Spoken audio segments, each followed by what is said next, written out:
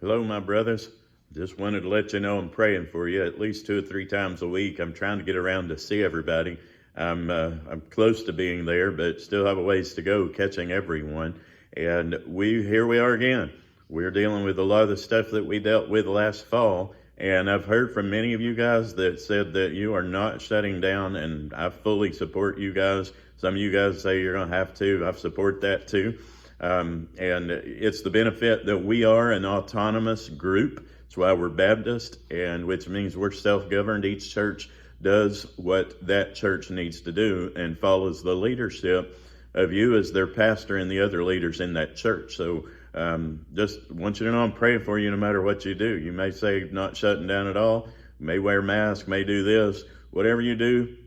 Just know I'm supporting you, I'm praying for you, and I'm doing everything I can to communicate with people that I talk to, not to compare to what your church is doing to the church down the street. I heard somebody, actually read it, somebody had written a blog about this sometime last year and said that the new split the church over the carpet deal is whether you're going to wear a mask or not. And, honestly, there's a lot of things you can look at that way, but just please know I'm praying for you, and know that whatever you do, that we will fully support you in that. We are going to keep lifting you guys up and praying that God gives you wisdom, praying He gives you direction. So pray that all that works out. We did actually have a church that was closed last week, many of you know about, because of COVID. We've got a couple of the smaller ones that are closing.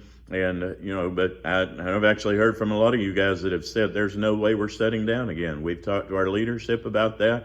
And, it just comes down to most people. We've had, I believe it's 15 or 16 pastors and staff members that actually had COVID. And we only had 4 that were hospitalized. Nobody died. So praise the Lord for that. I know a lot of us lost members in the churches.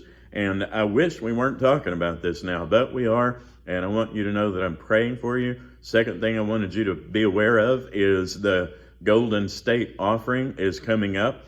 Tennessee is doing their best to set a state missions offering record. I believe it's $2.1 million.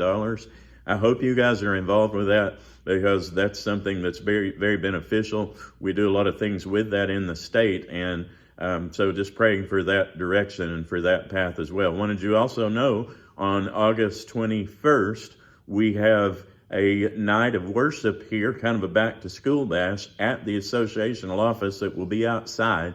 We've got 4 or 5 churches that are involved in that Saturday night, August 21st. So hopefully you can be a part of that this coming weekend. A lot's going on. Last weekend, we had the ribbon cutting ceremony at the Briceville 3 Medical Clinic. This week, from noon to 12, we have the Community Resource Fair at First Baptist Clinton. Then at 2 o'clock, we have Bill Gruenwald, who will be with the good folks at Central Baptist Church in Oak Ridge, talking about the Tennessee Baptist Foundation. That's for association for anybody that wants to be a part of that. So hopefully you can join that. And then Sunday night at 6 o'clock, we're having a prayer walk at Main Street for Crossover Rocky Top once again.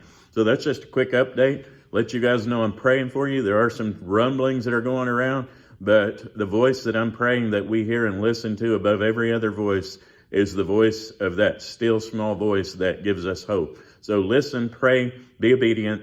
I love you, brothers. God bless you.